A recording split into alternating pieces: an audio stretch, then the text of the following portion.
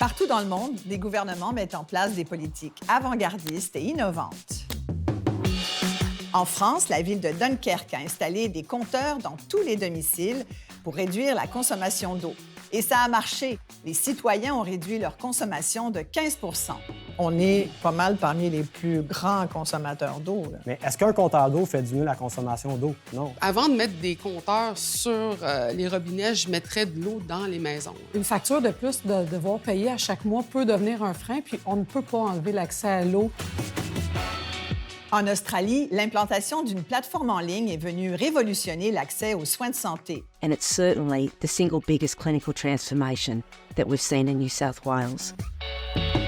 Cette information centralisée de segmentation de clientèle, c'est ce que l'Australie a. Mais il ne faut pas penser qu'au Québec, qu'on n'a rien de fait là-dessus. Est-ce que les gens vont oser répondre au sondage de façon honnête parce qu'ils vont avoir peur qu'après ça, ils soient vus comme des patients difficiles? C'est une très bonne question. C'est une excellente question. Des initiatives qui nous font réfléchir. Et justement, on se demande, est-ce que ça se peut ici, au Québec?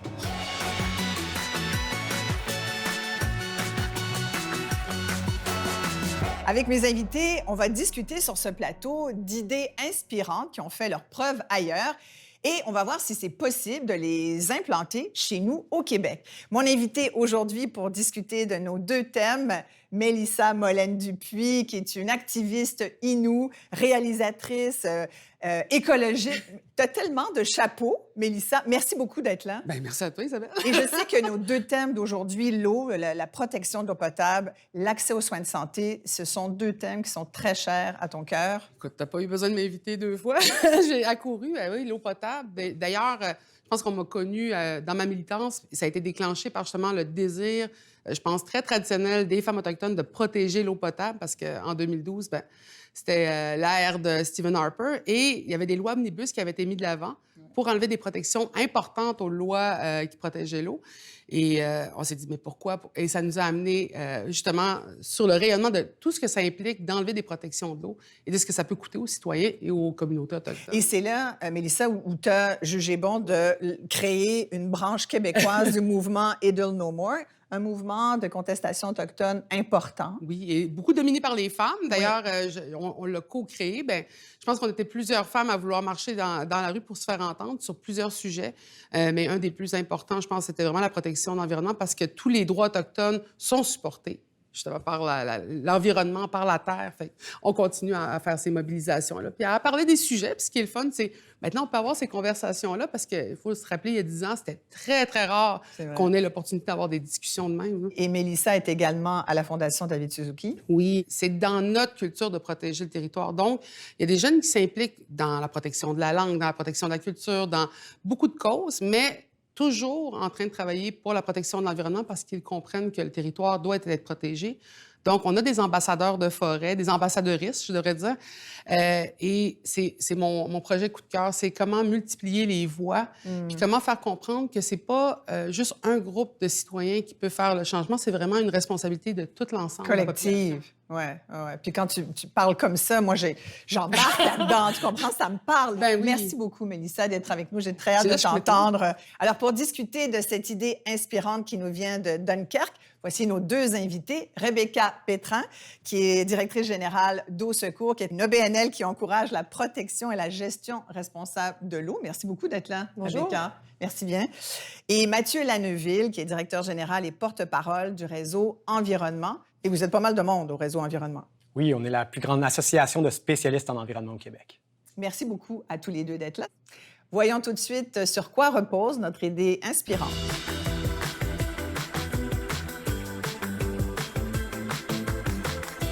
Vous le savez, au Québec, on a tendance à considérer l'eau comme une ressource inépuisable. C'est une ressource rare, c'est une ressource fragile. Au fil du temps, nos réseaux d'aqueducs ont été sous-financés. On a eu 9 casseux dans la même nuit. Réparer ces infrastructures et les entretenir va nous coûter des centaines de millions de dollars dans les années à venir. Comment garantir qu'on y mette les fonds nécessaires pour éviter les bris de service? Et surtout, comment s'assurer d'une gestion responsable de l'eau? En France, la ville de Dunkerque a instauré une taxe sur l'eau en 2012, une décision porteuse puisqu'elle a réussi à fermer le robinet des citoyens qui gèrent mieux depuis leur consommation d'eau potable. Comment? Grâce à un compteur d'eau. C'est le principe de l'utilisateur payeur qui a permis de réduire de 15 % la consommation d'eau des citoyens de Dunkerque. Donc, on se pose la question, est-ce qu'on devrait tous avoir un compteur d'eau dans nos maisons? Voyons ce que pensent nos invités de cette idée-là. On va faire un premier tour de table. Je commence par Mélissa. Ça te parle, cette idée des compteurs d'eau qui nous aident à mieux gérer notre consommation d'eau potable? Je te dirais que moi, je pars d'un autre niveau. Là. Je parle de juste avoir de l'eau potable dans les communautés autochtones. C'est déjà un sujet de conversation qu'on a depuis... je pense, une dizaine d'années, là, parce que nous, on en parlait depuis bien plus longtemps. On a eu des promesses gouvernementales, il y a eu des élections qui ont été gagnées là-dessus.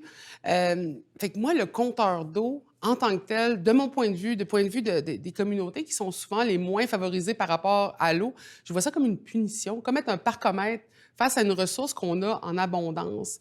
Et en plus, il y a tellement de choses qu'il faut calculer, comme le fait que même au Québec, on n'a pas de mesures pour s'assurer que l'eau potable soit de bonne valeur. Donc, est-ce qu'on paye pour avoir de moins en moins de services, de moins en moins de sécurité, je dirais alimentaire, parce que c'est quand même de l'eau potable? Et est-ce qu'on va favoriser, dans le fond, l'accès de l'eau potable de qualité à des personnes qui ont plus d'accès monétaire? Il y a beaucoup de choses. Puis je pense pas juste à ceux qui nettoient leur trottoir avec l'arrosoir. Je pense vraiment à des besoins de base. Puis on a des communautés qui peuvent même pas laver leur linge ou prendre leur bain sans que ce soit un risque. Fait que c'est certain que moi, avant de mettre des compteurs sur les robinets, je mettrais de l'eau dans les maisons.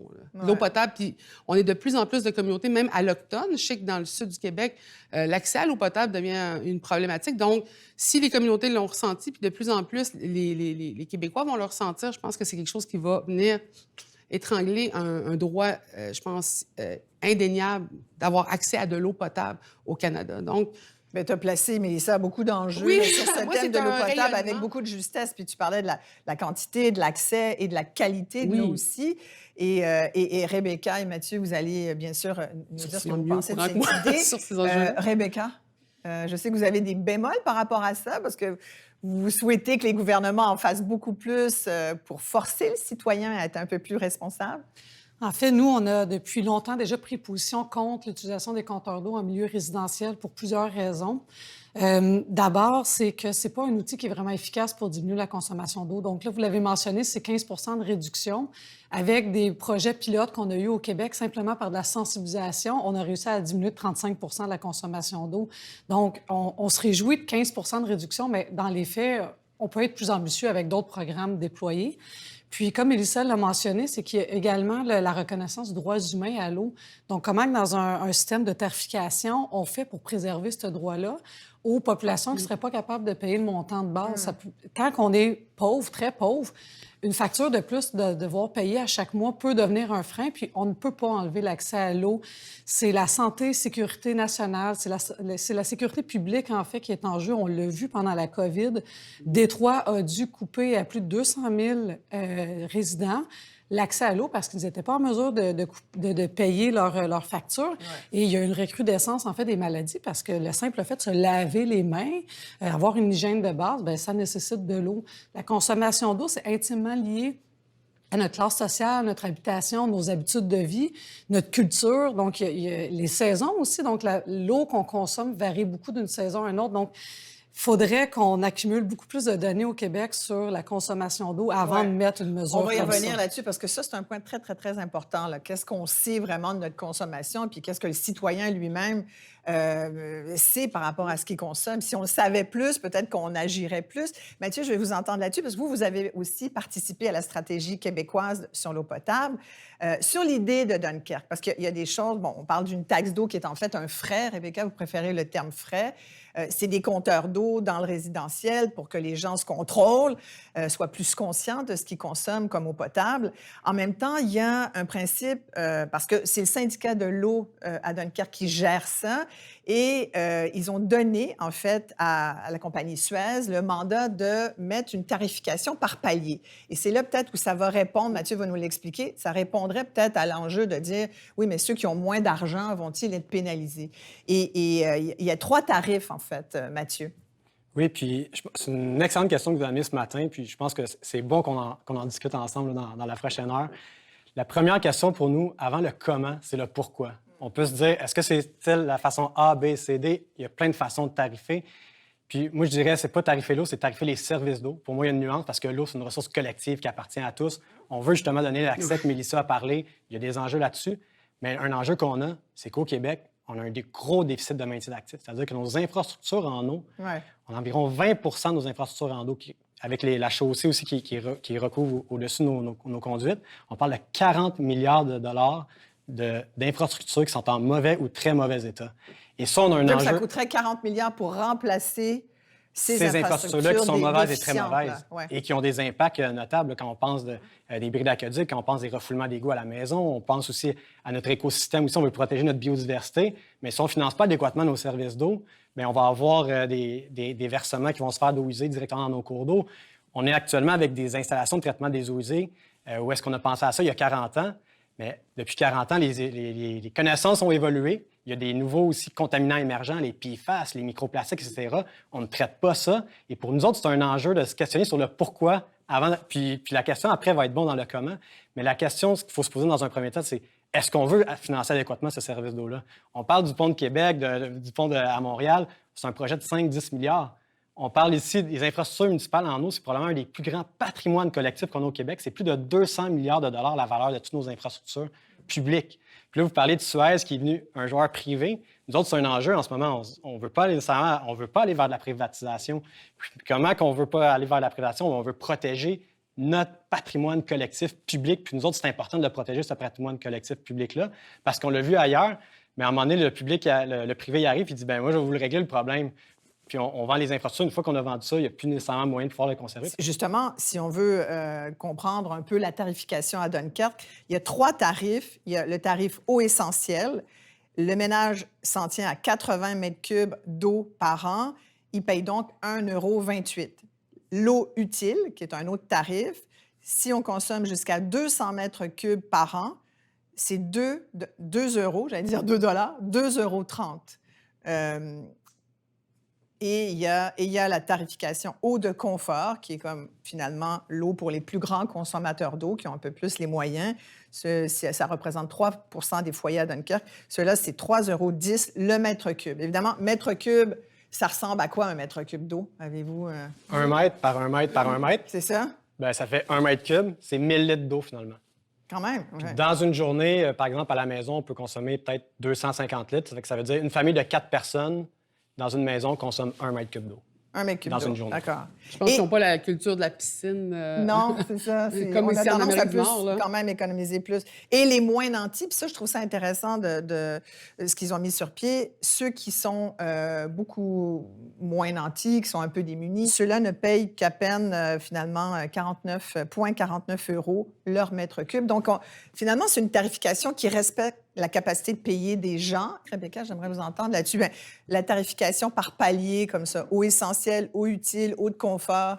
Il y a quelque chose là-dedans qui fait quand même qu'il y en a qui vont avoir plus les moyens de se payer de l'eau que d'autres. Des catégories d'eau. En fait, c'est des catégories d'eau que si jamais on veut aller vers une tarification volumétrique, c'est indispensable parce qu'on n'a pas tous le même pouvoir d'achat. Puis ce qu'on veut décourager, c'est les très gros consommateurs. Voilà, avec c'est un ça. tarif unique, on ne peut pas aller décourager les très gros consommateurs tout en permettant l'accessibilité aux... Fait que cet élément-là est intéressant. Cet élément-là est indispensable. Le point négatif, je trouve, c'est que c'est un tarif par famille, donc par foyer.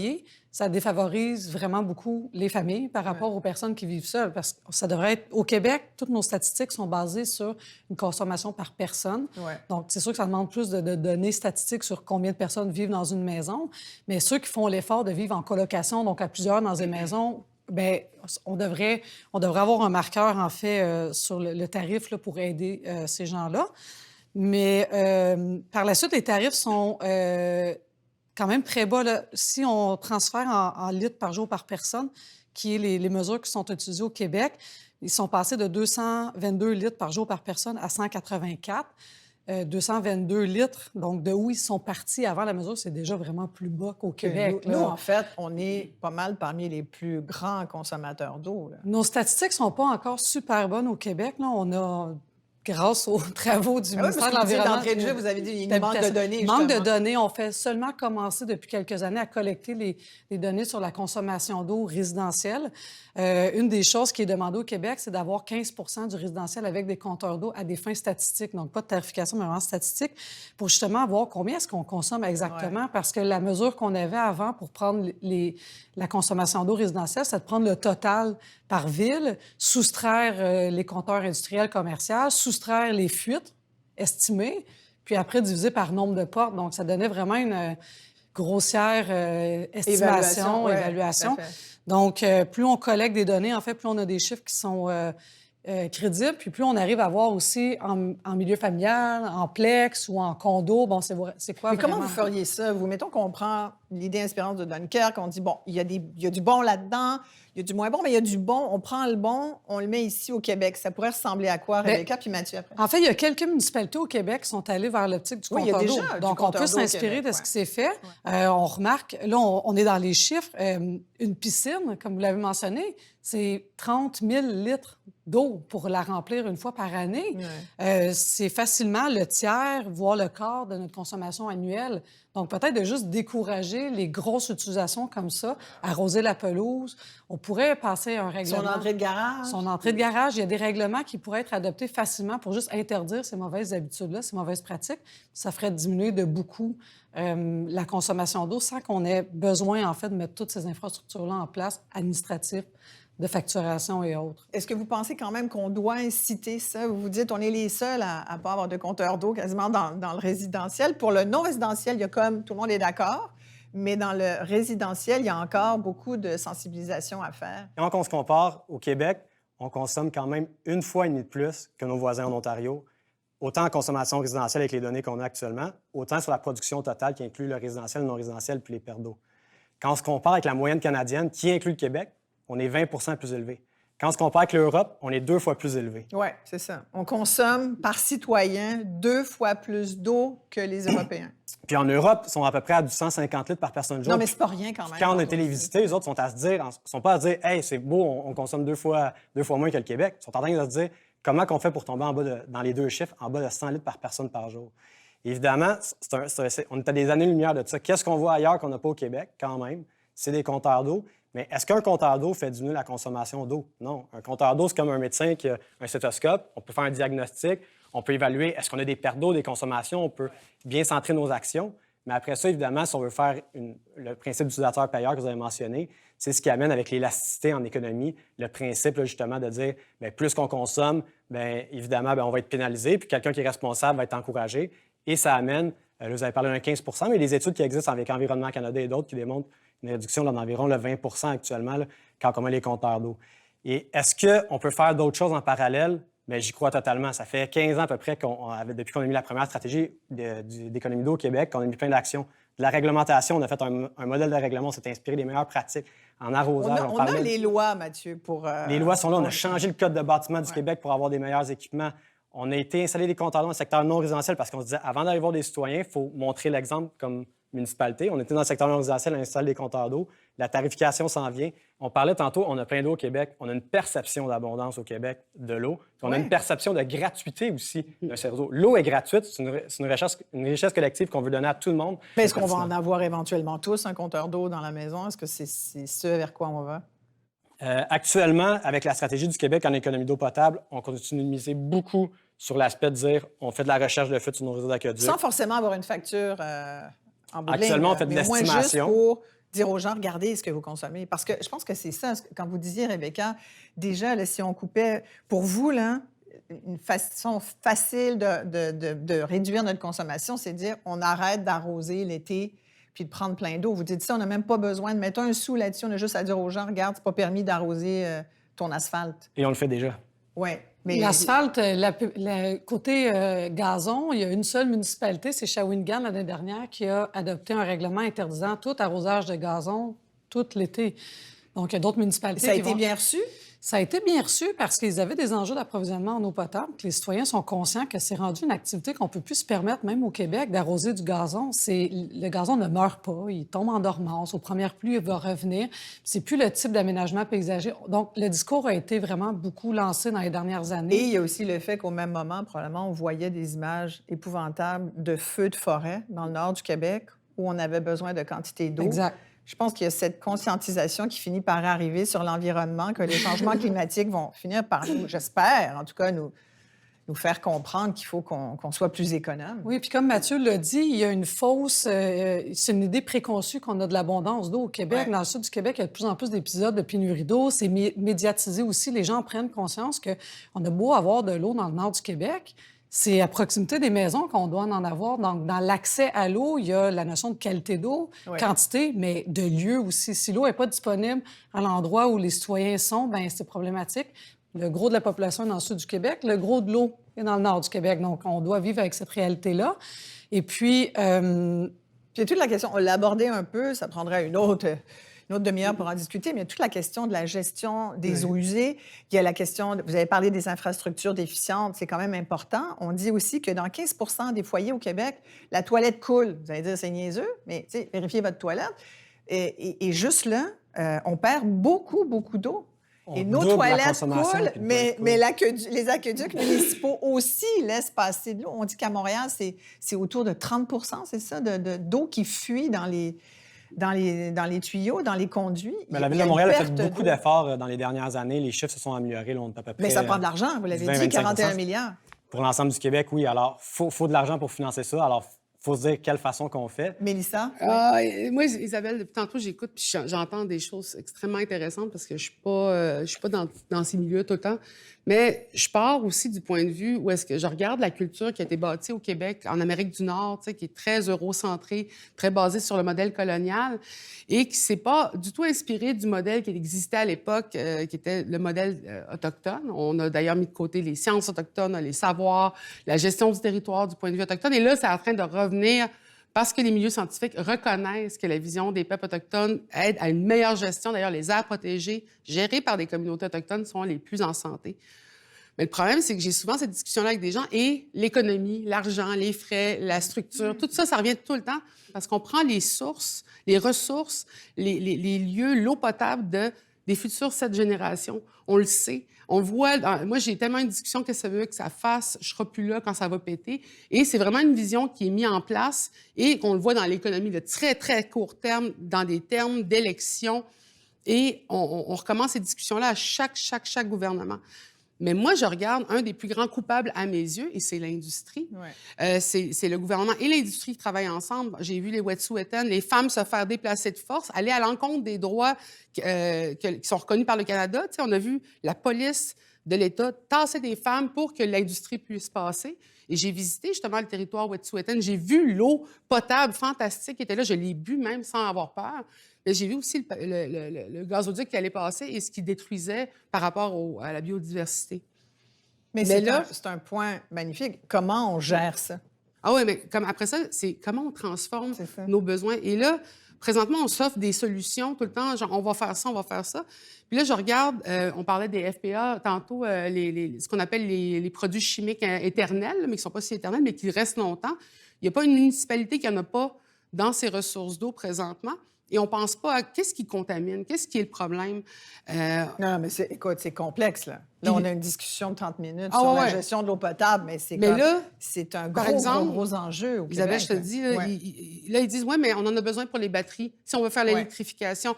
Ouais. Fait que chaque fois qu'on offre une solution, il y a un problème attaché à, et on n'ose pas. Mais tu sais, les alumineries, les cimenteries, les éoliennes... Tout ça prend beaucoup d'eau. Le coût de la réparation du territoire n'est jamais mis en jeu. On pense juste à garder le système en vie. Mais c'est important ce que tu dis, Mélissa. Je pense que Rebecca et Mathieu, vous allez être d'accord. Il y a toujours l'économique versus l'environnement. C'est toujours l'espèce de duel qu'on n'arrive pas à régler, là. Comment on peut arriver à gérer ça? Je pense qu'il y a une responsabilité individuelle aussi, mais il y a cette responsabilité collective. Puis je pense qu'il faut être au courant aussi. Ce matin, on s'est réveillé, puis dans les nouvelles, la première nouvelle, c'est En 80 ans, les niveaux des barrages au Québec, d'Hydro-Québec, n'ont jamais été aussi bas. C'est une perte, dit-on, d'1 milliard de dollars dans les coffres d'Hydro-Québec. Ça, c'est de l'argent qui nous appartient. C'est un manque à gagner. 1 milliard, c'est pas rien. On finance beaucoup de choses avec 1 milliard. C'est le genre de nouvelles qu'on risque d'avoir de plus en plus souvent. Donc, si on peut conclure là-dessus, peut-être, Rebecca et Mathieu, on comprend les compteurs d'eau à la Dunkerque, peut-être pas mur à mur partout chez nous au Québec, mais il y a quelque chose là-dedans d'intéressant dans la capacité de dire aux gens, regardez ce que vous consommez, et par rapport à ce qu'on consomme, bien, on s'ajuste. Rebecca? Le niveau d'eau des barrages bas, ça veut également dire des ressources en eau qui vont être plus basses aussi pour la saison à venir. Donc, ça aussi, il faut le considérer. C'est tout nouveau, l'approche d'arrêter de voir l'eau comme étant utilitaire. Donc, c'est né des dernières décennies de voir l'eau dans son entièreté, dans son environnement. On a encore beaucoup d'apprentissage à faire. Puis moi, j'admire, en fait, l'approche citoyenne, l'approche autochtone. C'est ce qu'on a besoin, nous, qui croulons souvent sous l'aspect administratif, gestionnaire. On a besoin de se faire rappeler ça, l'eau dans son milieu naturel. L'eau pour la ressource, c'est indispensable à toute source de vie. Là. Donc, c'est pas juste l'humain qui est au centre de ça, c'est la protection de l'environnement. D'où l'importance de la garder comme un bien collectif et d'éviter de la privatiser. Assurons aux prochaines générations un service de qualité. Assurons d'avoir des cours d'eau dans lesquels on va pouvoir continuer de se baigner. Assurons-nous d'avoir une eau potable de qualité. Être capable de manger nos poissons, nos saumons. J'ai tellement envie de rebondir ce que tu viens de dire. Vas-y, pour conclure, parce que, justement, on pense à la rivière Magpie, puis on pense souvent les Autochtones dans la forêt, on va protéger tous les droits de tout le monde. Mais ça, c'est un super bel exemple, justement, de mobilisation citoyenne autochtone et allochtone ensemble. Parce que toute la mobilisation qui venait de la MRC, mélangée avec les droits ancestraux, les droits, justement, de consultation préalable autochtone, je dis, tu sais, ça faisait comme un grillage chacun de leur bord, mais quand tu les mélanges ensemble, ça double la pression qui est faite sur les gouvernements de ne pas harnacher complètement une rivière fantastique. Et là, on le voit justement avec Nordvolt, les Mohawks de Kanawake qui disent qu'on n'a pas été consultés. Bien, avec la mobilisation citoyenne, ça risque de faire quelque chose qui est du même essor, là, de faire entendre des voix, mais d'utiliser des droits qui sont différents pour renforcer cette voix citoyenne-là. Acceptabilité sociale. Oui. C'est tellement important. De plus en plus, ça va être l'enjeu. Est-ce que les citoyens sont d'accord avec ça? Je pense qu'on est en droit de ne pas se faire imposer des décisions politiques. Bien, merci beaucoup. J'ai envie de lever notre verre d'eau. Oui, j'arrête pas d'en boire.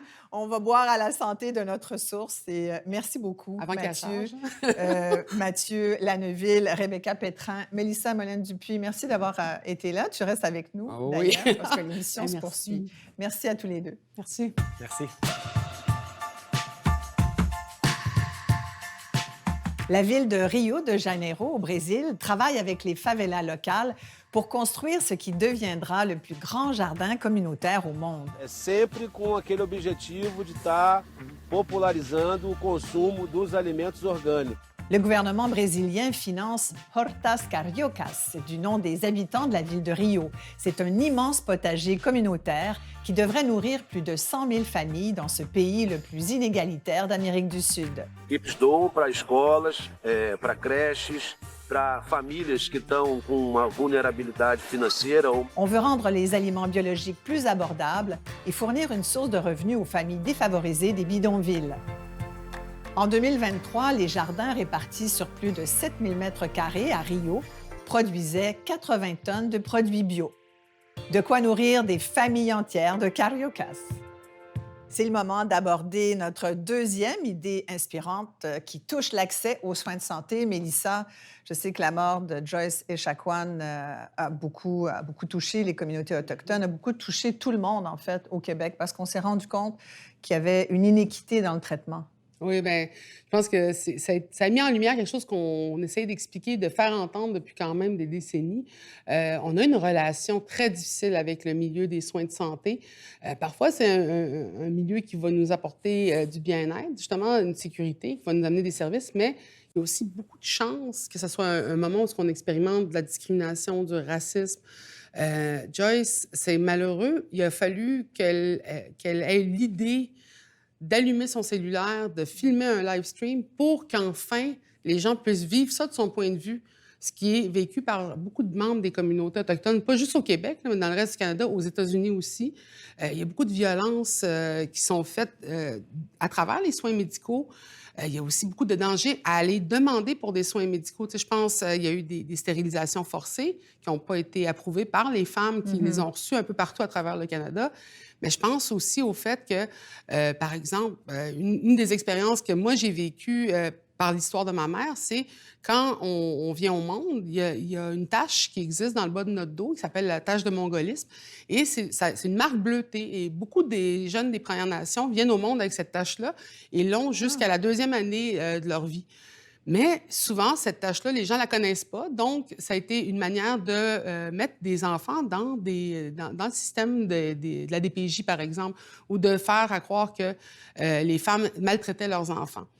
Parce qu'on pensait que c'était un bleu. Oui, parce qu'on pensait que c'était la mère qui avait frappé son bébé. Ouais. Puis tout. Fait que ma mère était Donc, il y a une méconnaissance oui. aussi. Il y a ma mère était obligée de dire « Hey, ça, c'est normal. » tout ça. Ouais. Mais quand tu parles pas français, quand tu parles pas anglais, que l'Innu, par exemple, c'est ta première langue, tu as un aîné, comment tu te défends? Comment tu expliques que tu as mal? Quand la culture n'est pas la même, c'est tout un enjeu. Mais présentement, ce qui est bien, c'est qu'il y a enfin une lumière qui est apportée et on a des engagements justement à transformer la méthodologie de faire.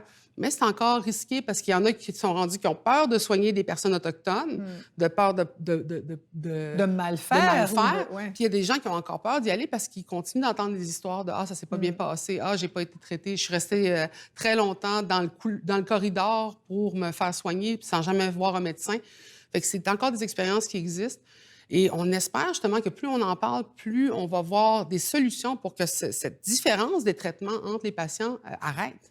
Mais je disais que la mort de Joyce nous a tous touchés au Québec parce que tout le monde, de ce que tu viens de dire, peut se retrouver. Et on a tous attendu dans un corridor et on sait que c'est difficile d'avoir accès. Puis il y a des gens aussi qui sont maltraités pour toutes sortes de raisons, parce qu'ils sont vieux, parce que leur cas est trop lourd. Donc, il y a quelque chose là, qui nous rassemble dans ce sujet de l'accès aux soins. Si tu veux, je vais présenter nos invités pour discuter de l'accès aux soins de santé au Québec en regardant cette idée inspirante qu'on vous propose. Mylène Breton est professeure à la Faculté de médecine et des sciences de la santé de l'Université Sherbrooke. Elle est aussi titulaire de la chaire de recherche du Canada sur la gouvernance clinique des services de première ligne. Merci, Mylène, d'être avec nous. Je dois préciser, c'est une des rares femmes à être en charge, d'ailleurs, d'une chaire de recherche au Canada. Double bravo. Merci. Martin Beaumont est président-directeur général du CHU de Québec, Université Laval. Il est consultant formateur dans plusieurs pays, dont l'Australie. En fait, Merci, Martin, d'être là. Ça fait plaisir. Merci d'avoir fait le chemin. De l'Australie? de Québec. De Québec, du CHU. Tous les deux, d'ailleurs, je dois dire, vous connaissez très, très, très bien cette idée inspirante qu'on va vous présenter, qui a cours en Australie. D'ailleurs, vous aussi, Mylène, vous connaissez bien. Vous êtes même très amie avec un Québécois qui est médecin là-bas en charge de tout ça. Alors, on est en affaires. On est en affaires. Si vous le voulez bien, on va regarder tout de suite en quoi consiste cette idée australienne.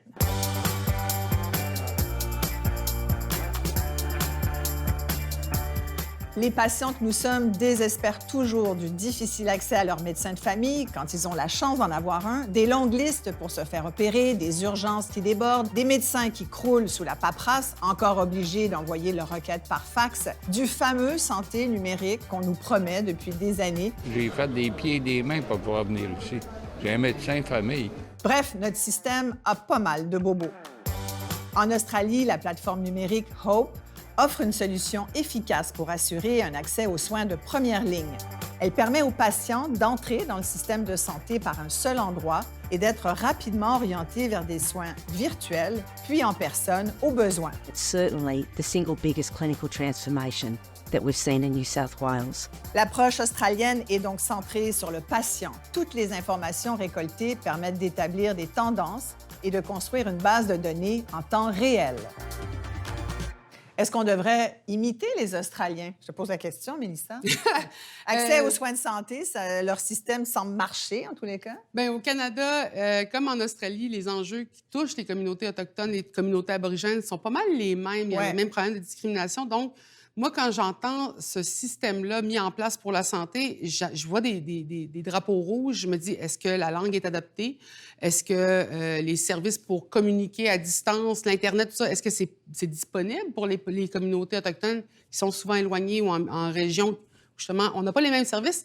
Donc, c'est certain que je vois beaucoup de drapeaux rouges parce que je connais le système australien puis la relation qui existe, qui est des fois même un peu plus problématique au Canada. Ah oui. Donc, je me demande si ça, c'est calculé dans la création puis dans le langage AI, là, on pourrait dire, de ce programme-là. Mais c'est une bonne question, ne serait-ce que sur l'accès technologique. Ben là. oui.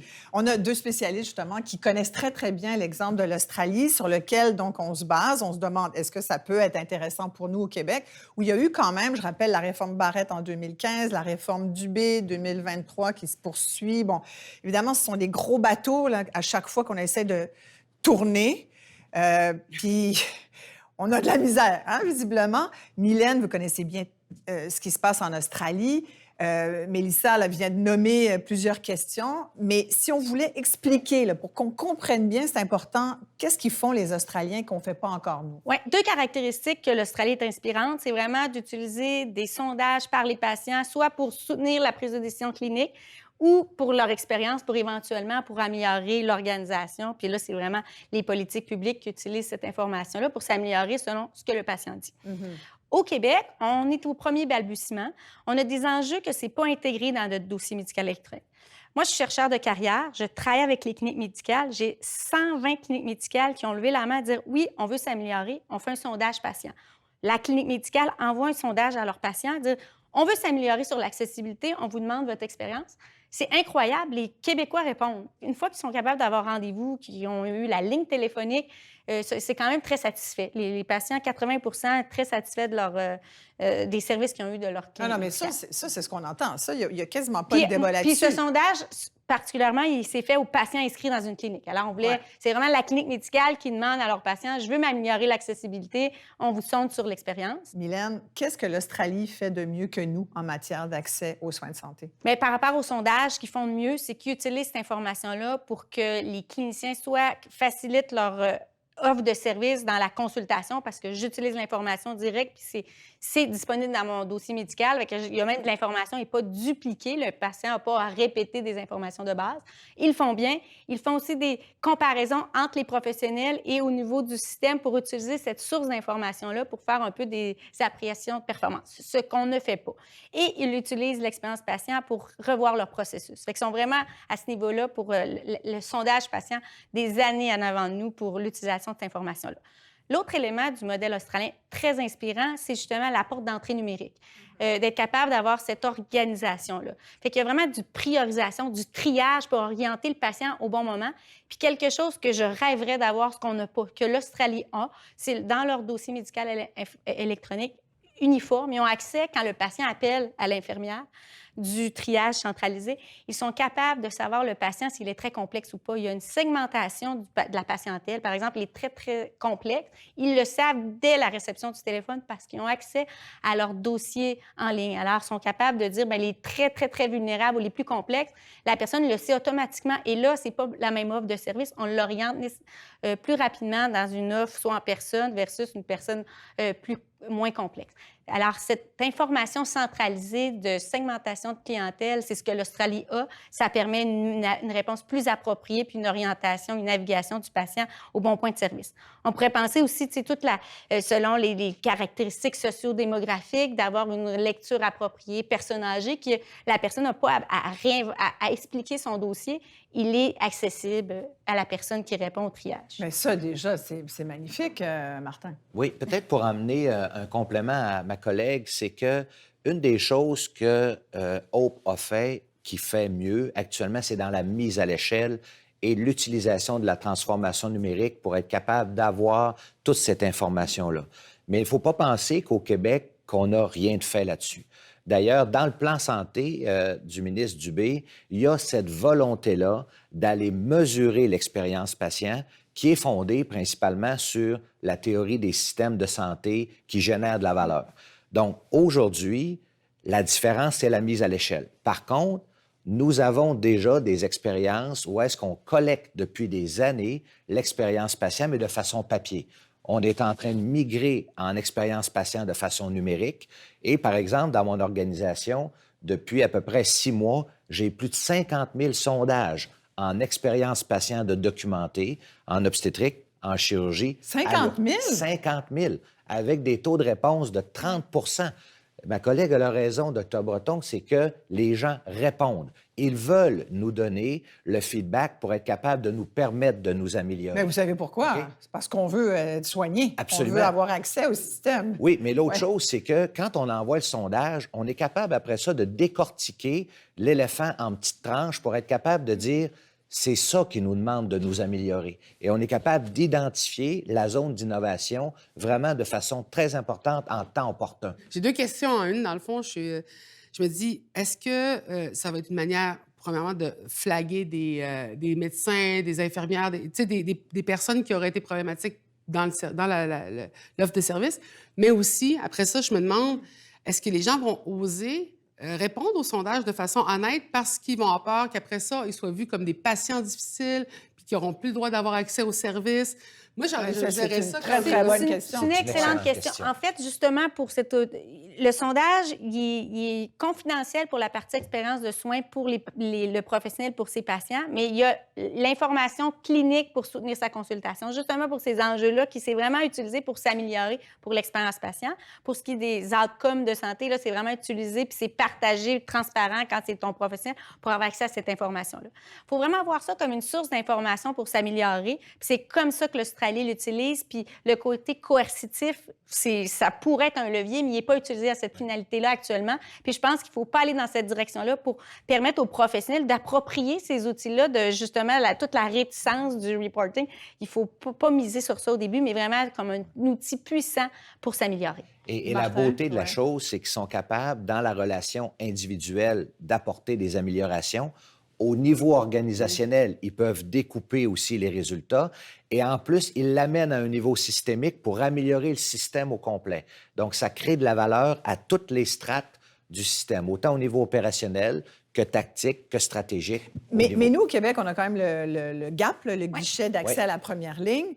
Comment vous le situez, ce guichet d'accès à la première ligne au Québec par rapport à ce genre de plateforme Hope en Australie? Je vais vous donner un exemple. C'est quoi la différence? Prenez, admettons, quelqu'un qui aurait consommé par rapport au GAP. Ça veut dire qu'il fait... Hey, vous êtes drôle, Martin, Non, de mais- dire consommer. Non, mais de consommer un Qu'est-ce que vous voulez service. dire consommer? Bien, consommer un service. Quand je vais à Utiliser. l'hôpital. Utiliser un Avoir service. une OK? consultation. Un Bon. patient qui va... Utilise un service, OK. c'est ça. Donc, Va ça se veut faire dire, soigner, mettons. vous appelez au 811, vous faites l'option Je pensais que 3. vous parliez de la bouffe à l'hôpital. Non, non, non, je parle de consommer un service, utiliser un service. Donc, admettons, vous faites la procédure, vous allez utiliser le service, vous appelez, vous arrivez sur le GAP, vous parlez à une infirmière, vous vivez une expérience. Nous pourrions vous dire, après l'expérience, va sur la plateforme Hope et dis-nous comment as-tu vécu l'expérience de GAP et est-ce que GAP t'a permis d'améliorer tes résultats de santé? Ça a-tu créé de la valeur pour toi? Voyez-vous, 2 choses différentes. Mais ça, on ne pose pas la question. Là. En tout cas, moi, la dernière fois que je suis allée sur le GAP, Ben- on ne m'a pas demandé si j'étais Il y a contente. pas J'aurais dit que je n'étais pas contente. encore. Il n'y a Pas pas encore. d'expérience C'est ça. patient intégrée. Pas C'est ça. encore. Et ça, Mais c'est une bonne chose, c'est ça. apprendre de notre idée Absolument. inspirante. Mais si vous venez, par exemple, dans nos urgences à Québec, Ouais. vous allez Vous voir êtes plus que... fin à Québec. Non, vous le je ne dis pas demandez. qu'on Non. est plus fin. On est encore à l'étape des projets pilotes. Quand je disais tantôt qu'il y a une différence dans la mise à l'échelle, OK. moi, je suis à l'étape du projet pilote. Donc, vous l'essayez? On est en train de développer une technologie numérique pour y arriver. Et on est en train, et eux sont rendus à la mise à l'échelle dans toute New South Wales au complet. Voyez-vous la différence? Puis moi, je le fais à un petit niveau. Mais l'objectif du ministre de la Santé et des Services sociaux, c'est que d'ici la fin de l'année, tous les hôpitaux ou tout le système de santé québécois va collecter des expériences patients au niveau de l'obstétrique, au niveau de la chirurgie et dans d'autres domaines. Donc, vous voyez, l'Australie nous inspire, Déjà, sans OK. aucun doute, Ouais. mais on n'est pas rendu au même stade de mise à l'échelle. C'est magnifique. Tant mieux qu'il y ait ce projet pilote à Québec. Et ce que je comprends, c'est que le ministre Et Dubé ailleurs. veut que à la fin de l'année 2024, ça soit... on demande l'avis aux patients dans la Et plupart il des... va rendre les données transparentes Ouais. à l'ensemble de la population. Mais j'ai l'impression que c'est... Je disais les réformes sur réformes sur réformes. J'ai l'impression que c'est tellement complexe. Est-ce qu'on va y arriver au bout de cette année? Puis qu'est-ce que ça va changer dans le traitement patientèle? J'ai entendu ce mot tout à l'heure. Vous avez dit patientèle. J'aimerais qu'on positionne l'accessibilité au Québec. Oui. En fait, tu sais, on parle de différents enjeux d'accès. Vous l'avez dit, il y a 2 enjeux importants au Québec. d'avoir un médecin de famille ou une infirmière praticienne qui s'est affiliée avec nous. Puis, une fois qu'on a accès, on a un médecin de famille, est-ce que je suis capable de le voir en temps opportun? Fait que c'est 2 éléments qui créent des iniquités. Avoir accès au médecin de famille, c'est un problème important au Québec depuis 10-15 ans. On est les pires au Canada sur cet élément-là. Puis là, le Canada, on est les pires dans le monde. Fait que vraiment, avoir un médecin de famille, 20 des Québécois n'en ont pas, c'est un enjeu important. L'Ontario... Et en avoir un, Mylène. Oui. Fait que l'Ontario, le Québec nous rattrape. Ouais. Fait qu'on a créé des listes d'attente centralisées pour un médecin de famille, des guichets, puis on est 8 provinces au Canada à avoir mis ces listes d'attente centralisées. Quelque chose de très particulier, on est les seuls au Canada, on a notre liste d'attente centralisée, 1 million de Québécois qui attendent. On a ajouté les gaps parce qu'on s'est dit, quand on attend pour un médecin de famille, ça peut prendre 5 ans, ça peut prendre plusieurs années. Qu'est-ce qu'on fait quand on est orphelin? On a ajouté des gaps pour aider la navigation, la prise de rendez-vous médical. Fait qu'on a mis en place ce système pour les patients orphelins. C'est une autre classe de citoyens. Est-ce que tu as un médecin de famille? Puis là, maintenant, tu as un gap pour aider à avoir une consultation. On a une priorisation qui est faite pour une infirmière ou une secrétaire pour orienter au bon professionnel. Puis c'est toute la logique à dire, bien, c'est pas tout le monde, ils n'ont pas tous besoin d'une consultation avec un médecin. C'est ça. Alors, est-ce qu'on peut l'orienter dans des éléments? Fait que là, maintenant, on a le gap numérique qui permet de prendre en ligne. Puis là, selon ton motif de consultation, on peut te donner des conseils à l'auto-soin pour dire, bien, selon ce que tu as besoin, pas besoin de voir un professionnel. On donne des conseils en ligne. Fait que c'est vraiment tout ce système-là qui commence à se déployer au Québec, qui est quand même une source d'information intéressante et ça l'aide à naviguer pour les patients. Alors, c'est ce qu'on met avec une triage qui est inspirée par, si on veut, l'Australie, mais là, cette triage-là est faite exclusivement pour les patients orphelins. On pourrait même penser qu'il y a des orphelins qui ont plus de services, ils peuvent voir plus rapidement un médecin de famille. Et là, toute la notion, c'est un médecin de famille, est-ce que tu es capable de le voir en temps opportun? Là, il y a en fait, ce que vous décrivez, quand vous dites que les patients orphelins se retrouvent quasiment à avoir plus de services que ceux qui ont un médecin de famille, je comprends que c'est une image, mais vous avez raison. Moi, je me questionne. Moi, je suis supposée avoir un médecin de famille, puis ça ne m'empêche pas d'être obligée de magasiner mon médecin quand j'ai un problème parce que mon médecin de famille n'est jamais disponible. Ça, cet enjeu-là, Mélissa, c'est un enjeu bien réel. Je comprends là, l'importance des données, puis visiblement, en Australie, ça marche, là, ça a des bons résultats. Il ne faut pas oublier non plus que l'Australie, en termes d'allocation de ressources médicales, ils ont beaucoup plus de médecins. Ils sont du simple au double. Hein? Ils ont 2 fois plus de médecins par 1000 habitants qu'au Québec. Moi, j'ai la chance d'être une de celles qui ont un médecin de famille et je dois avouer, ça a amélioré ma vie, amélioré la vie de ma famille. J'ai dit, c'est quelque chose qui est précieux. Et d'avoir accès à des soins qui sont encourageants, qui donnent envie d'aller chercher des soins, ça améliore la qualité de vie. Et je vois beaucoup, beaucoup de monde dans les communautés qui n'iront pas chercher des soins, premièrement pour la difficulté que c'est d'avoir accès. Deuxièmement, il y a aussi le principe de Jordan maintenant qui est venu améliorer de quoi? Parce qu'avant, il y avait une bataille entre le provincial et le fédéral. Qui c'est qui allait payer la facture sur des patients sur réserve? Mais cette classe-là, elle va exister malgré tout. C'est vraiment une manière où est-ce qu'on va pouvoir, après ça, calculer qui a besoin d'avoir un médecin de famille. C'est exactement le point que je voulais dire. On a créé 3 classes de citoyens dans un système universel. On a les patients inscrits à un médecin de famille. Ici, vous voulez dire, là, au Québec? Au Québec. On a les patients inscrits à un médecin de famille. Nous avons les patients orphelins inscrits sur le guichet. Puis on a les patients qui sont inscrits nulle part, qui sont orphelins. Puis avoir accès au service du GAP, il faut être inscrit sur la liste. Sinon, vous n'avez pas accès au service du GAP. Ça crée des iniquités assez importantes, particulièrement pour ceux qui sont peut-être moins organisés pour la navigation ou pour juste s'inscrire avec ça prend une carte d'assurance maladie, c'est le critère. Puis toute la notion vous faites bien de parler de technologie, parce que toute la notion technologique, là, il y a encore des endroits au Québec où on n'a pas accès à Internet haute vitesse. Il y a une certaine... patientèle, comme vous dites, ce nouveau mot, j'adore, je vais l'utiliser désormais, clientèle patient. Il y a encore beaucoup de gens, des personnes plus âgées, peut-être qui n'ont pas cette capacité de bien gérer la techno. Puis, pendant ce temps-là, il y a encore des médecins qui utilisent le fax, qu'on se dit, voyons, on est en 2024, comment ça se fait? Comment on gère ça en Australie par rapport à ce qu'on fait, nous, ici? Quand vous regardez le GAP, par exemple, ils ont développé des systèmes en parallèle. Ça veut dire qu'il y a un système où est-ce que tu peux y aller de façon très autodéterminée, tu peux aller sur ta plateforme, faire ton auto-évaluation, ton guide, envoyer ta requête. Ça va bien. Là. Ça va bien pour quelqu'un qui est très autodidacte, puis qui a ces capacités-là, puis qui est connecté. Mais il y a encore aussi toute une stratégie de ligne téléphonique qui permet aussi d'avoir l'approche diversifiée. Et c'est la même chose pour la vaccination. Tu as toujours une approche en parallèle qui permet vraiment de reconnaître que la littératie en santé n'est pas la même pour tout Même le la monde. littératie dans la population, c'est pas une connaissance qui est utilisée par tout le monde de la même manière. Puis je me demandais, est-ce que ce système-là peut justement avoir des échappées parce que le manque de contact patient donnant de service. Et puis là, tu sais, de voir, madame, je vois que vous avez de la misère à marcher. Ah oui, mais ça fait longtemps, puis j'endure cette douleur-là. Fait que ça, c'est aussi de pouvoir s'exprimer. Les personnes neurodivergentes ont plus de misère aussi à dire ce qui ne va pas. Et c'est un bon point. Et puis j'irais même plus loin en disant qu'on a beaucoup vendu les GMF pour dire ça va être un groupe de médecins de famille, vous allez avoir un médecin de famille. Puis c'est important, ça s'appelle médecin de famille. Et sincèrement, chez nous, dans ma famille, on a quasiment tout un différent parce que le même médecin ne peut pas prendre la famille. Fait qu'il y a quelque chose de un peu contradictoire. Et pourquoi c'est important d'avoir un médecin de famille? Moi, je suis complètement pour ça. C'est qu'il y a beaucoup de maladies qui sont aussi comportementales, qui sont génétiques, ou, par exemple, les habitudes de vie, on le sait, il y a des experts qui l'ont dit souvent, ce que vous faites, la façon dont vous vivez, on le sait, tu en as parlé tout à l'heure, l'impact de l'eau, l'impact de l'environnement, tout ça, ça a un impact aussi sur notre santé. Oui. On parle beaucoup d'avoir un médecin de famille, mais c'est surtout d'avoir une personne qui nous connaît. Il y a beaucoup de situations cliniques qu'on pourrait avoir une infirmière, puis c'est pas un plan B. Je pense qu'il faut aussi rappeler qu'on n'aura jamais plus de médecins de famille les 10 prochaines années. Il n'y aura pas plus de capacité. Il faut réfléchir à repenser notre lien avec le système de santé. Un lien avec les organisations primaires, c'est fondamental. Absolument. Les GMF, on peut se vanter quand même. On a le modèle prédominant qui est un groupe avec des infirmières, des travailleurs sociaux, pharmaciens font partie de l'équipe de base. Dans notre modèle québécois, on est les meilleurs au Canada par rapport à cet aspect-là. Et il y a combien de Québécois qui sont dans un GMF? Autour de 80 Fait que c'est extraordinaire parce que 80 sont liés dans un modèle qui est pluridisciplinaire.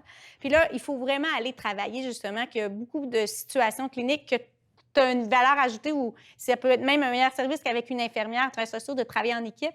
On ne pourra pas répondre tout le temps par des médecins de famille. Puis il faut aussi expliquer à la population que ce n'est pas un plan B de voir une infirmière, c'est le plan A parce que c'est tout à fait approprié dans cette situation clinique. Vous allez avoir de l'auto-soin, des conseils avec une vision très promotion de la santé. Moi, j'ai l'impression que les orphelins là-dedans, c'est ceux qui n'ont pas forcément une urgence mineure qui peut gérer en appelant le 811 ou via un réseau justement de données où on a de l'information, où on peut nous-mêmes se responsabiliser par rapport aux symptômes qu'on a. Et ceux qui sont très, très, très... Quand ça saigne, puis qu'on est à moitié mort, je pense que tout le monde va s'entendre que le Québec nous prend en charge au point de vue santé. C'est quand tu es malade de façon importante, mais pas jusqu'à en mourir, mais que tu as des enjeux qui ferait qu'il faut que tu sois pris en charge. Moi, j'ai l'impression que c'est là où on échappe du monde. Et c'est ce que les Québécois disent. Vous avez totalement raison, parce qu'on a fait une étude, nous, justement, de demander à chaque gens qui étaient venus consommer à l'urgence des services ou utiliser nos services, je m'excuse pour le mot consommer, mais ça va vous marquer, on leur a demandé depuis quand est-ce que votre problème aujourd'hui pour venir à l'urgence est nouveau, récent, subi? Et ils nous ont dit, dans la majorité des cas, que le problème était arrivé 5 ou 6 jours passés.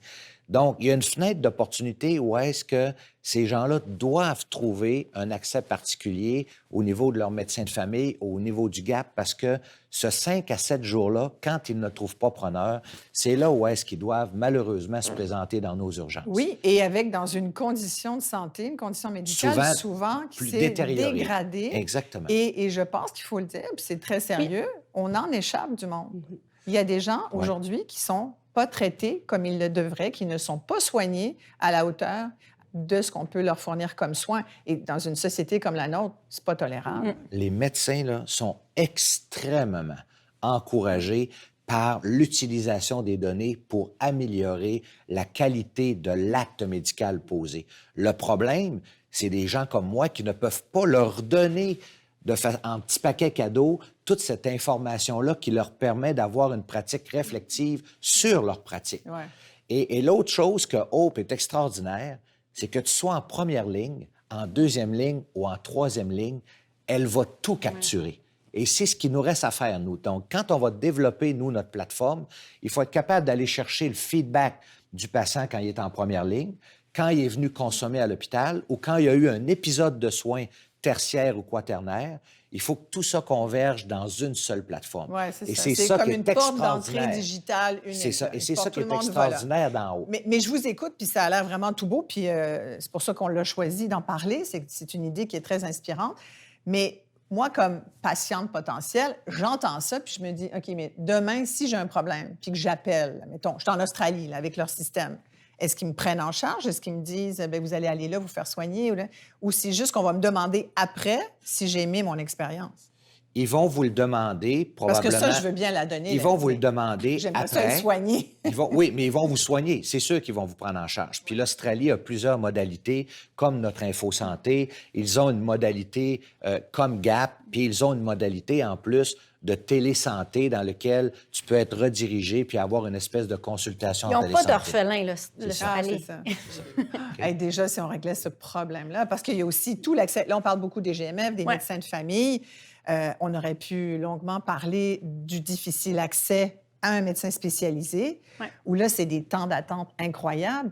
En Australie, est-ce qu'ils sont intéressés à ça? Est-ce qu'ils réussissent mieux que nous? Parce que nous, c'est 2-3 ans là, pour voir un spécialiste. Bien, je vous dirais qu'au niveau de l'accès chirurgical, c'est planétaire. Tout le monde, à cause de la COVID, ont eu des enjeux vraiment... Mais nous, on l'avait avant. C'est juste Bien, pire on depuis. on l'avait cet avant, enjeu, ça fait mais des années qu'on a honnêtement, ce nous nous problème-là. étions largement améliorés. Ouais. Mais c'est clair que la COVID est venue rajouter un enjeu vraiment sur la productivité chirurgicale.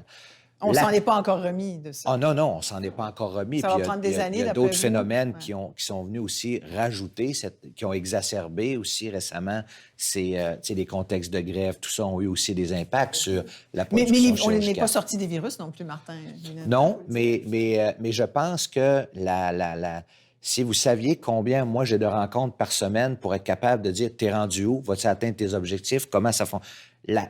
Je vous dirais que la volonté politique, là, elle est extrêmement forte sur le désir de faire mieux en santé et services sociaux. Mais avec la fameuse agence, je ne sais pas si tu as vu ça, Mélissa, l'agence Santé Québec, avec son Top Gun, qui va régler tous nos problèmes de santé. C'est magnifique.